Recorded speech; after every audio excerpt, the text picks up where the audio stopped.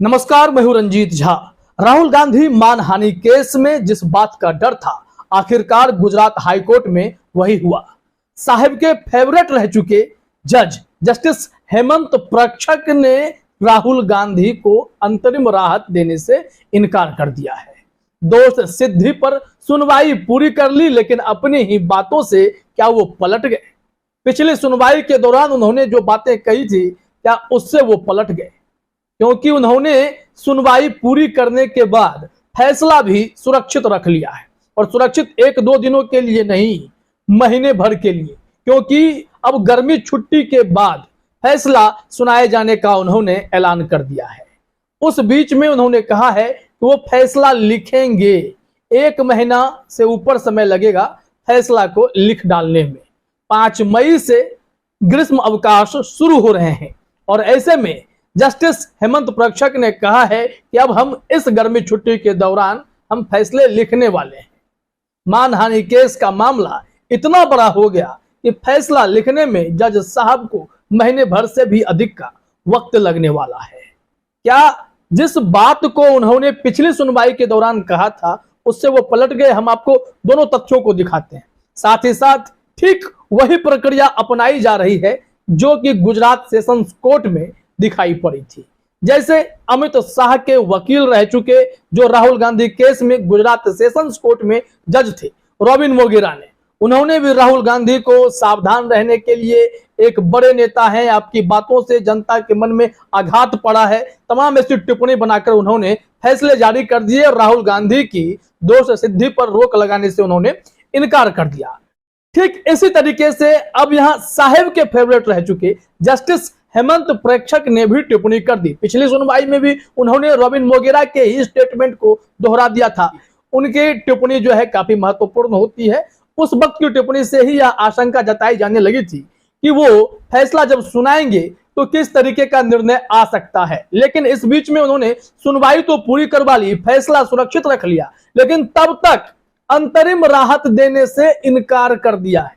यह मामला इतना गंभीर हो गया, जबकि 2.5 घंटे से अधिक टॉप वकीलों में शुमार अभिषेक मनु सिंघवी ने धारदार दलीलें दी। इसका कोई असर शायद अदालतों पर नहीं पड़ा है। तभी तो अब जज साहब ने खुद ही कहा था कि हम 2 मई को इस केस को खत्म करेंगे, सुनवाई खत्म करेंगे, फैसला भी है। उम्मीद थी कि उसी दिन आ जाएंगे, क्योंकि उन्होंने कहा कि यह केस काफी लंबा चल चुका है। जब यह लंबा चल गया तो फिर 1 महीना फैसला लिखने में कैसे लगेगा? किसी को 1 सप्ताह, किसी को 1 महीना लगता है। आखिरकार जब फैसला उसे हिसाब से अगर निर्णय करना है, देना है, राहत नहीं ही देनी है, तो फिर जाने दीजिए सुप्रीम कोर्ट में मामला। फिर इतना खींचने की जरूरत क्या है? जरा देखिए अपने स्क्रीन पर इंडिया टीवी ने खबर में क्या लिखा। मोदी सरनेम मानहानि केस में राहुल गांधी को नहीं मिली राहत, गुजरात हाईकोर्ट ने फैसला सुरक्षित रखा। इसमें जो टिप्पणी दी गई है, मोदी सरनेम को लेकर मानहानि केस में कांग्रेस नेता राहुल गांधी को फिलहाल गुजरात हाईकोर्ट की ओर से राहत नहीं मिली है। इस मानहानि केस में दायर याचिका पर मंगलवार को गुजरात हाईकोर्ट में सुनवाई हुई, जिसमें कोर्ट ने राहुल गांधी को अंतरिम राहत देने से इनकार करते हुए दोष सिद्धि पर रोक लगाने की उनकी याचिका पर फैसला सुरक्षित रख लिया है।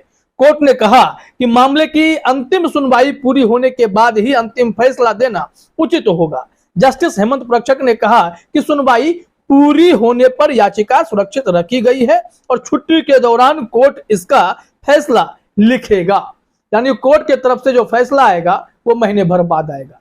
लेकिन जब उन्होंने 29 अप्रैल को सुनवाई की थी, और जिस हिसाब से उन्होंने कहा था कि बहुत वक्त हो गया, 5 मई से मुझे बाहर भी जाना है, तो इस केस को हम जल्द खत्म करेंगे। अब देखिए जरा कि उन्होंने 29 अप्रैल को क्या कुछ कहा था। अपने स्क्रीन पर आप देखिए, इसमें लिखा गया है, हम आपको वो पूरा पैराग्राफ ही बता देते हैं ताकि एग्जैक्ट समझ में आए कि बातें क्या थी।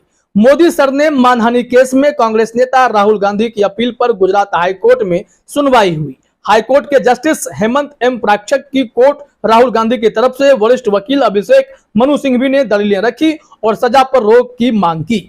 सिंघवी के करीब 2.25 घंटे तक दलीलें रखने के बाद राहुल गांधी पर मानहानि का केस करने वाले पूर्णेश मोदी के वकीलों ने भी कुछ दस्तावेज देने के समय की मांग की।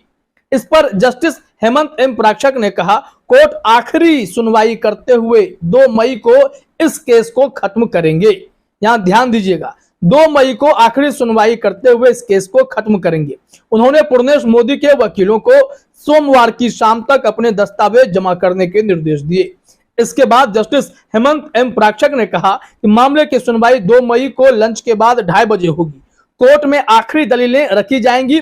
उम्मीद है कि कोर्ट उसी दिन फैसला सुना सकती है, क्योंकि जस्टिस हेमंत एम प्राक्षक ने कहा कि वह और समय नहीं देंगे, वह उसी दिन इस केस से जुड़ी कार्यवाही को पूरा करेंगे। जस्टिस हेमंत प्राक्षक ने कहा कि 5 मई से बाहर जा रहे हैं, ऐसे में वह जल्दी इसे खत्म करेंगे। तो अभिषेक मनु सिंघवी ने इसका स्वागत किया। पूरे पैराग्राफ को पढ़ने के बाद जरा समझिए कि हेमंत प्राक्षक ने कहा कि 5 मई को मुझे बाहर जाना है, 2 मई को इस केस को खत्म करेंगे। तो इसमें खत्म करने की बजाय 1 महीने का समय इन्होंने क्यों लिया है फैसला लिखने के लिए? जैसा कि रोबिन मोगिरा ने 1 सप्ताह का समय लिया और आकर कह दिया कि डिसमिस्ड, हम राहुल गांधी के दोष सिद्धि पर रोक नहीं लगा सकते। तो गुजरात हाईकोर्ट में भी क्या वही कुछ होने वाला है? क्योंकि यहां पर क्राइटेरिया, सर्कमस्टांसेस सब कुछ सेम टू सेम दिखाई पड़ने लगे हैं। मतलब साफ है कि कहीं ना कहीं यहां पर जज साहब ने अपना फैसला मन में तय कर लिया है, बस उसे लिख देना बाकी है। पिछली टिप्पणी को मिला लें और आज जो उन्होंने अंतरिम राहत देने से इनकार किया है, तो मामला साफ है कि राहुल गांधी के लिए अब सिर्फ सुप्रीम कोर्ट का ही दरवाजा बचा हुआ है। वहां दरवाजा खटखटाएंगे और वहां पर राहत की उम्मीद की जा सकती है, क्योंकि अभिषेक मनु सिंघवी ने कहा कि राहुल गांधी ने किसी का मर्डर नहीं किया है, मानहानि का मामला है, और यह जो है इतना भी बड़ा मामला नहीं है कि इसमें अधिकतम सजा सुना दी जाए और फिर राहुल गांधी को 2 साल जेल की सजा हो या फिर उनके 8 साल उनके करियर पर ब्रेक लग जाए। ऐसा भी तो कुछ नहीं हुआ था। लेकिन पूर्णेश मोदी के जो वकील हैं निरुपम नानावती, उन्होंने इसको अलग रंग दिया है। उनका कहना है कि आपने माफी क्यों नहीं मांगी, माफी मांग लीजिए तो केस खत्म, दोनों बातें मत कहिए। बाहर आप कहते हैं माफी नहीं मांगेंगे और कोर्ट में आकर आप फिर इसमें राहत की बात कैसे कर सकते हैं? तो क्या दोनों मामले को जोड़ने की कवायद की जा रही है? यहां पर अगर तर्कपूर्ण बातें करें, जैसा कि अभिषेक मनु सिंघवी ने दलीलें रखी हैं, उसको आप समझने की कोशिश करें, तो साफ तौर पर लगता है कि यह केस उतना बड़ा है ही नहीं जितना बनाया जा रहा है। दिक्कत पूर्णेश मोदी को सिर्फ है, बाकी मोदियों को दिक्कत नहीं है। पूर्णेश मोदी इतने हाथ हैं जबकि राहुल गांधी ने उनके लिए एक शब्द नहीं प्रयोग किया। और पूर्णेश मोदी को गुजरात में विधानसभा क्षेत्र को अगर छोड़ दें तो हम और आप जैसे लोग उस वक्त तक नहीं जानते थे, लेकिन पूर्णेश मोदी वहां से बैठे बैठे आहत हो गए और उधर सुशील मोदी आहत हो गए थे। तो बड़ा आश्चर्य लगता है कि यहाँ चल क्या रहा है। क्या अदालतों में यह दस्तावेज खेलने की कोशिश हो रही है, समय काटने की कोशिश हो रही है कि जितना लंबा इस मामले को खींच दिया जाए ताकि बीच में उपचुनाव की घोषणा करा दी जाए? तमाम ऐसी बातों की चर्चा अब होने लगी है। जरा लाइव लॉ की रिपोर्ट देखते हैं कि अभिषेक मनु सिंघवी ने जो अंतिम पॉइंट रखे और फिर इन्होंने यानी निरुपम नानावती ने जो पूर्णेश मोदी की तरफ से पेश हुए थे, उन्होंने जो अंतिम पॉइंट रखे, उस दोनों को मिलाइए, आप समझ में आएगा कि आखिर ये लोग चाहते क्या है। लाइव लॉ ने लिखा है कि राहुल गांधी की ओर से पेश सीनियर एडवोकेट अभिषेक मनु सिंघवी ने जस्टिस हेमंत एम प्राक्षक की पीठ के सामने दृढ़ता से तर्क दिया कि कथित अपराध में नैतिक अधमता का तत्व शामिल नहीं है। यह एक गैर संज्ञेय, जमानती और अगंभीर अपराध था, इसलिए सजा निलंबित की जानी चाहिए।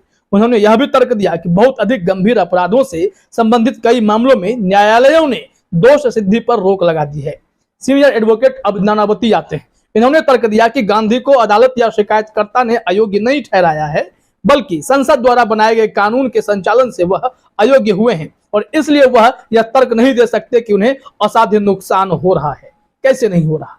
इसका नुकसान सिर्फ राहुल गांधी को नहीं होता है, चुनाव आयोग को झेलना पड़ता है, राजस्व को झेलना पड़ता है, तमाम ऐसी बातें हैं। अगर छोटी से छोटी बातों में सांसदी जाने लगेगी तो इस पर चिंता तो सुप्रीम कोर्ट ने भी जताई है। तो फिर ये हाई कोर्ट में, सेशंस कोर्ट में, जिला मजिस्ट्रेट ने, क्या तीनों अदालतों ने एक ही सुर में यह तय किया, हाँ राहुल गांधी इस देश में सबसे बड़े अपराधी हैं क्योंकि उन्होंने बहुत बड़ा अपराध किया है? तो ब्रजभूषण शरण सिंह पर इतने केस चल रहे हैं, भाजपा में हैं, बाहुबली हैं, यौन शोषण के आरोपी बने हुए हैं, उस पर तो कोई कार्रवाई नहीं हो रही है। वो तो मजे में सब अपना सांसद भी चला रहे हैं और फिर पुलिस उन्हें गिरफ्तार भी नहीं कर रही है। पॉक्सो एक्ट लगा हुआ है, फिर भी उन्हें कोई पूछने देखने वाला नहीं है।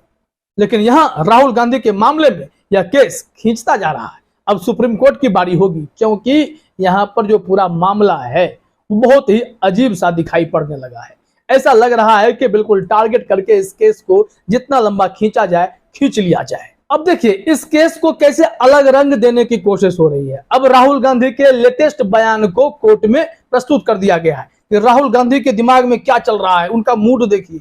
वो जो है माफी नहीं मांगना चाहते हैं तो कोर्ट में राहत की उम्मीद भी वो नहीं कर सकते हैं, शोर शराबा ना करें। नानावती ने जो कहा है अपने स्क्रीन पर देखिए। सीनियर एडवोकेट नानावती ने गांधी द्वारा आयोजित एक प्रेस कॉन्फ्रेंस के बारे में एक न्यूज रिपोर्ट पढ़ी जिसमें उन्होंने कथित तौर पर कहा कि मैं गांधी हूं, सावरकर नहीं और माफी नहीं मांगूंगा। यह दृढ़ विश्वास सबसे अच्छा उपहार था। सीनियर एडवोकेट नानावती ने आगे कहा कि यदि गांधी माफी नहीं मांगना चाहते हैं तो उन्हें माफी नहीं मांगनी चाहिए क्योंकि यह उनका अधिकार है, लेकिन फिर उन्हें शोर शराबा नहीं करना चाहिए। उन्होंने कहा कि अगर यह आपका स्टैंड है कि आप माफी नहीं मांगेंगे तो अपनी प्रार्थनाओं के साथ यहां कोर्ट में ना आए।